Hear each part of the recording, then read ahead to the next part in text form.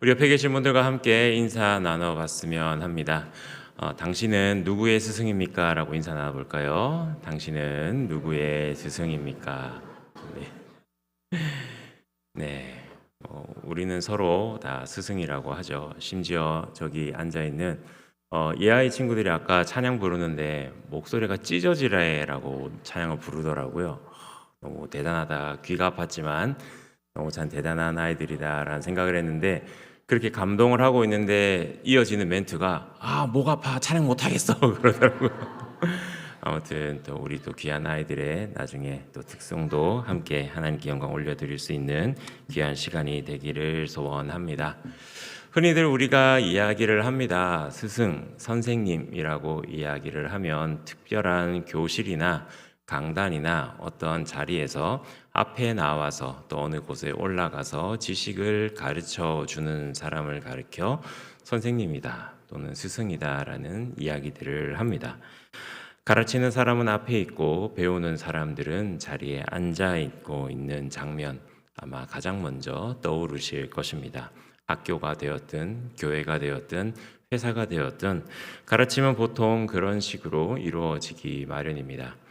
그런데 오늘 본문은 조금 다른 모습을 우리에게 보여주고 있습니다. 부활하신 예수님께서는 강단 위에서 제자들을 가르쳐 주지 않으셨습니다.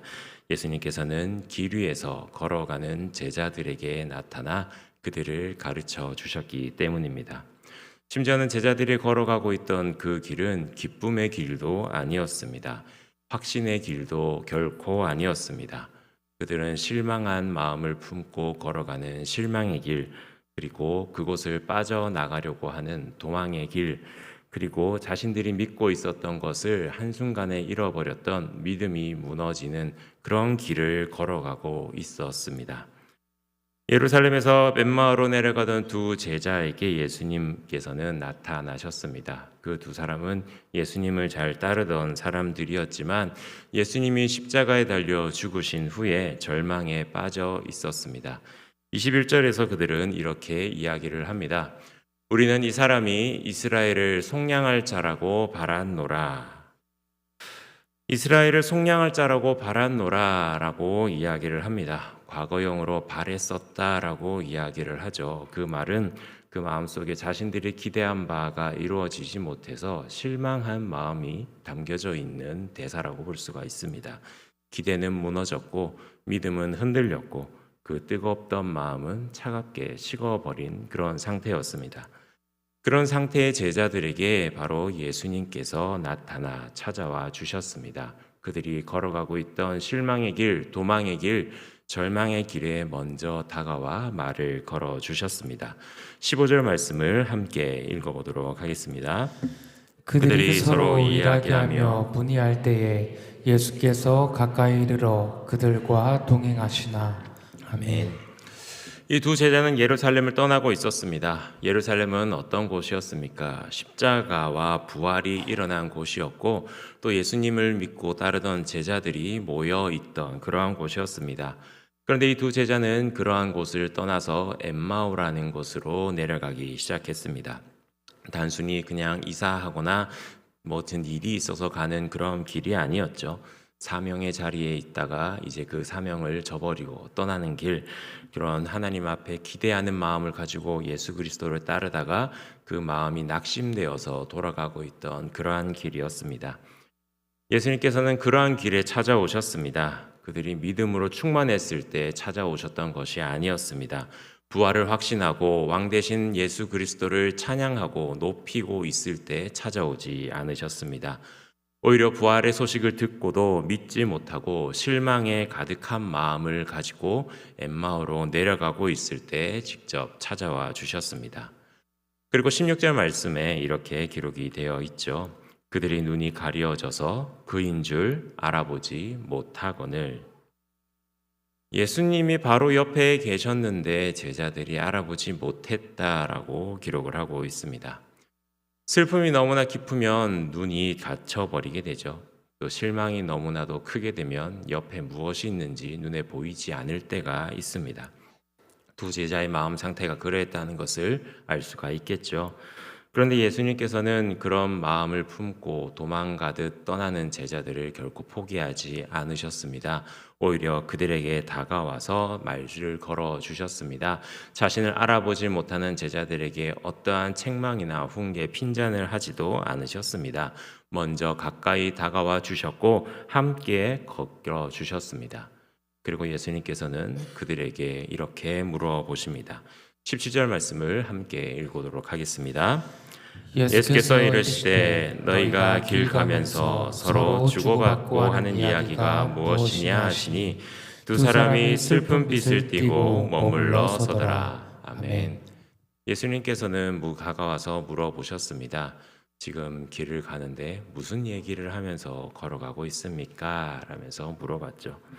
그런데 이 두 사람의 얼굴빛이 변했습니다. 슬픔이 찬 얼굴빛으로 바뀌고 걷던 발걸음을 멈추어 서게 되었습니다. 예수님께서 사실 이 두들의 마음 상태는 잘 알고 있었습니다. 그들의 마음이 어떠한지, 그리고 그 길에서 어떠한 대화를 주고받았는지 너무나도 잘 알고 계셨습니다.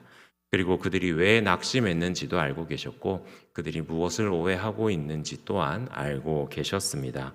그런데 먼저 물어보셨습니다. 과연 왜 먼저 물어보셨을까요? 예수님께서 혹시 모르는 이야기들을 하고 있는 것은 아닌가? 정보가 부족해서 물어보았을까요? 그것은 결코 아닐 것입니다. 왜냐하면 그들이 그들 스스로 자신들의 마음 상태를 고백하기 원하셨기 때문입니다. 두 제자는 예수님들께 자신의 마음 상태, 자신들이 실망한 것들에 대해서 이야기를 나누었습니다. 나사렛 예수가 말과 일에 능하였다는 선지자였다는 것, 대제사장들과 관리들이 그를 십자가에 못 박았다는 것, 그리고 자신들이 얼마나 실망하고 무너졌는지에 대해서 여인들이 빈 무덤의 소식을 전하고 천사의 이야기를 들었다라는 소식, 그런 사실들을 알고 있었습니다. 그런데 그렇게 많은 사건들을 알고 있고 사건의 전후 사정도 다 알고 있고 그 결과 빈 무덤에서 어떻게 부활하셨는 것까지도 알고 있었는데 제자들은 실망한 마음을 품고 떠났다라는 것은 이 제자들은 많은 정보들을 알고는 있었지만 그 정보를 단순히 정보로만 받아들였을 뿐 믿음으로 해석하는 능력을 갖지 못했다는 것을 우리는 알 수가 있습니다.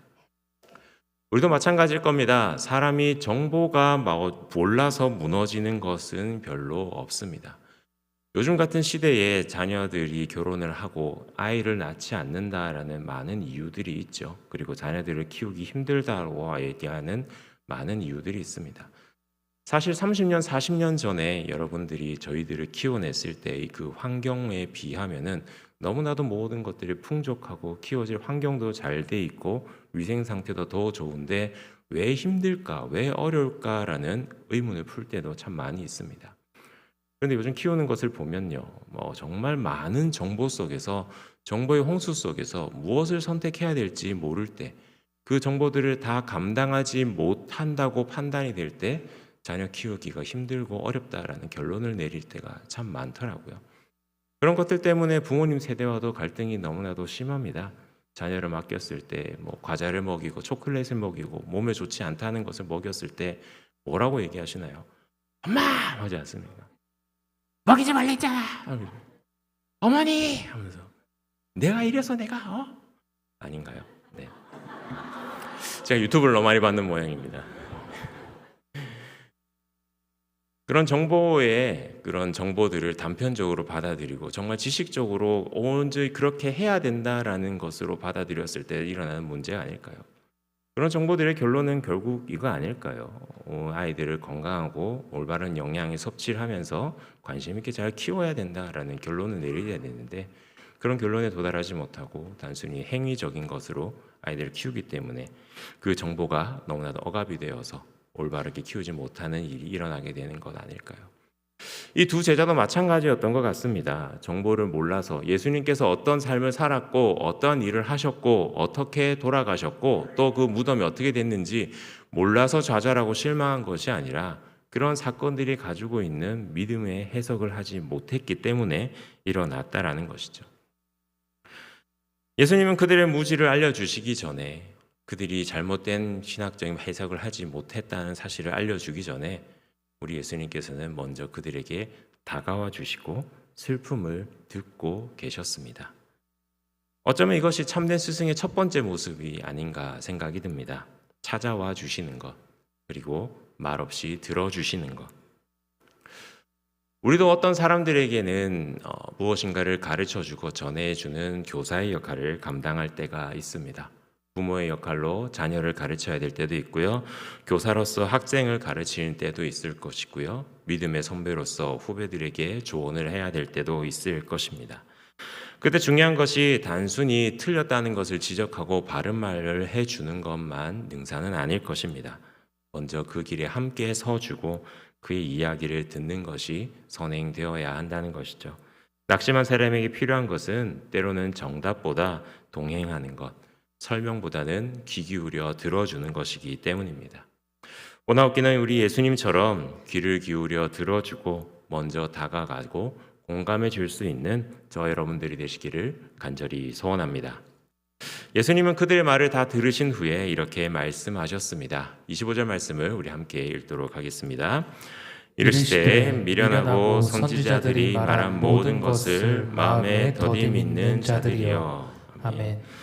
예수님은 부드럽게 동행하셨지만 그들이 무지와 불신앙을 그대로 내버려 두지 않으셨습니다. 충분히 듣고 공감해 주신 뒤에 이제는 말씀으로 그들의 무지를 바로 잡아 주셨습니다. 참된 스승이라고 할 만한 사람은 그저 단순히 공감만 해주는 사람, 듣기만 하는 사람은 아닐 것입니다. 함께 울어주고 함께 웃어주는 것 너무나도 중요하지요. 하지만 그곳에서 멈춘다면은 참된 스승이라고 말할 수 없을 것입니다. 참된 스승은 적절한 때에 말씀으로 잘못된 해석을 바로 잡아줄 수 있어야겠죠. 예수님은 그렇게 해서 이렇게 말씀하십니다. 그리스도가 이런 고난을 받고 자기의 영광에 들어가야 할 것이 아니냐라고 이야기를 하십니다. 두 제자가 가지고 있던 큰 문제는 고난을 그 뜻대로 고난을 바라보았기 때문입니다. 고난 이후에 담겨져 있는 놀라운 계획과 하나님의 영광을 바라보지 못한 채 그저 고난을 고난으로서만 받아들였기 때문인 것이죠. 고난을 실패로만 받아들였다는 문제가 있었습니다. 그들에게 십자가는 절망이었고 끝이었습니다. 기대가 무너진 사건이었습니다. 예수님이 죽으셨으니까 이젠 다 끝났다라고 생각한 것이죠.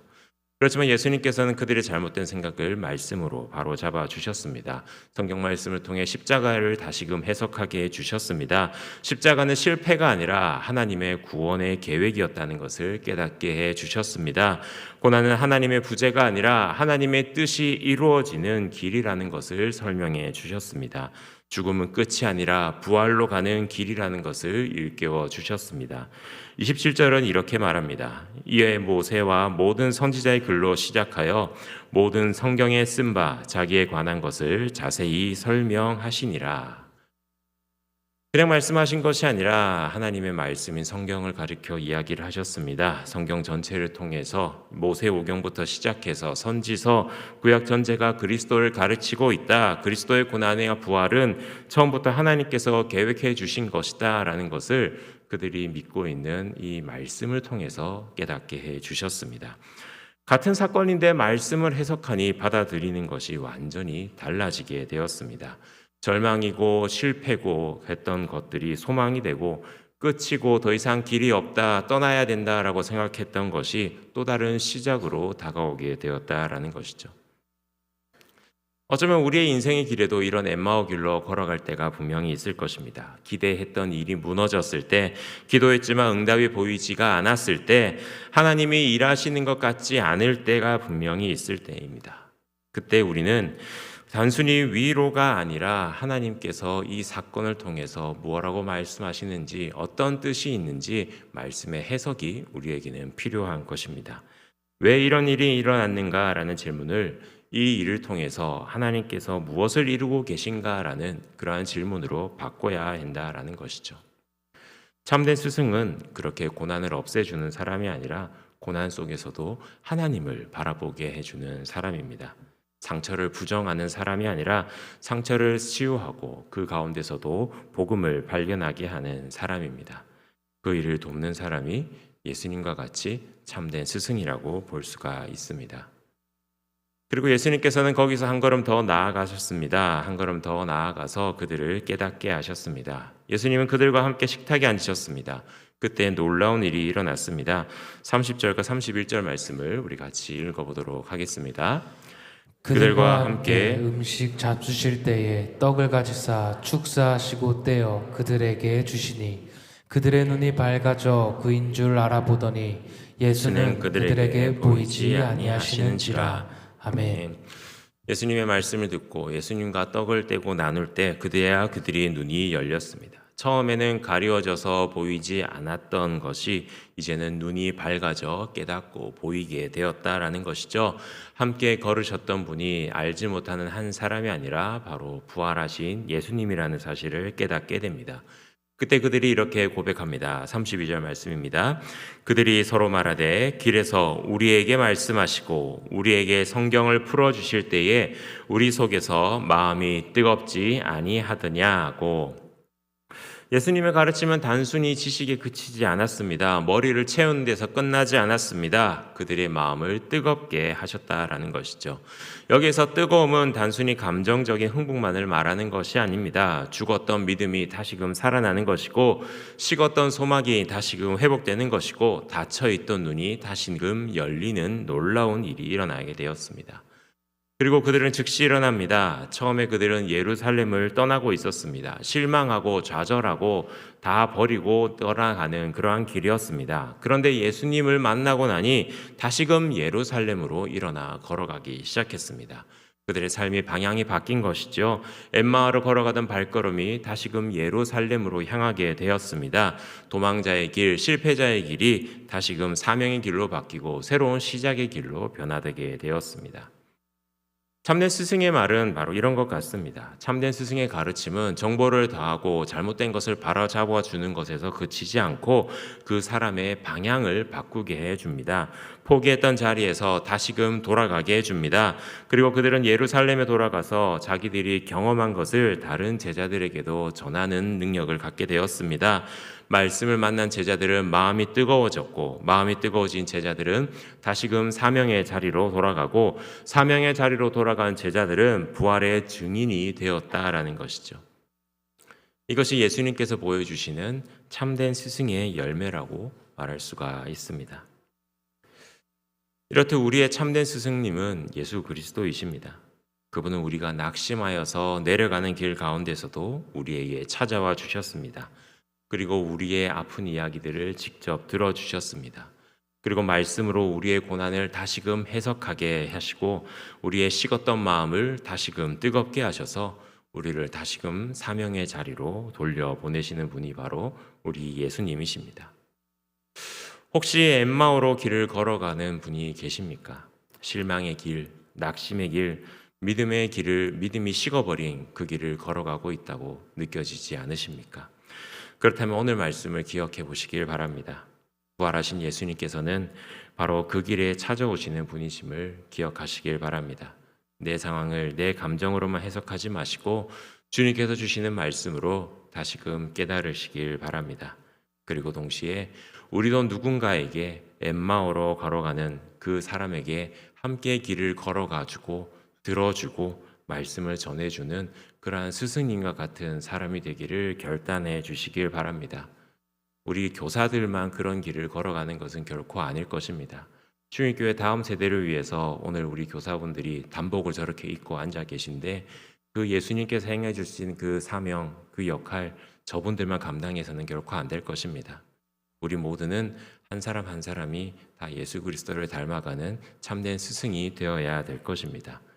오히려 이분들은 그런 다음 세대를 위해서 그 사명을 짊어지고 먼저 그 길을 걸어가신 분들이고 여기 앉아 계신 나머지 성도님들도 누군가에게는 그런 복음의 스승님, 참된 스승의 역할을 감당해야 될 줄로 믿습니다.